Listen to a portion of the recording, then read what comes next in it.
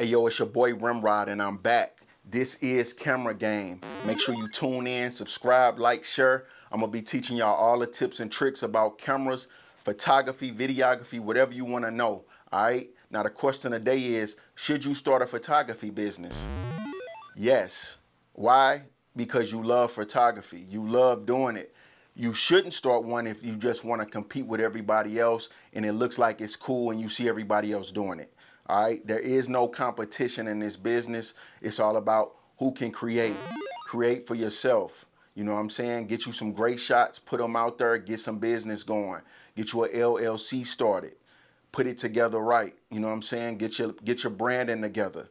So if you want to start today, start today. Stop holding off, stop waiting on it, make it happen. Like I said, I started with a T1i, damn near back in high school. Okay, I moved my way up to a Mark II, Canon 5D Mark III, Mark IV, even a 5D SR. You know what I mean? So right now, I grinded my way up to my dream camera, which is the Fuji GFX 100S.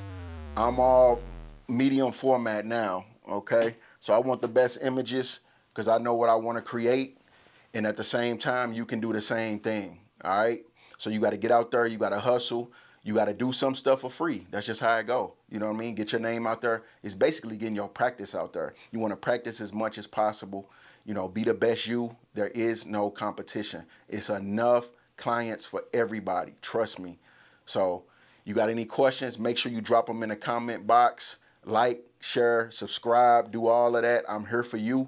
Trust me, it's Remrod. This is the camera game. Let's go.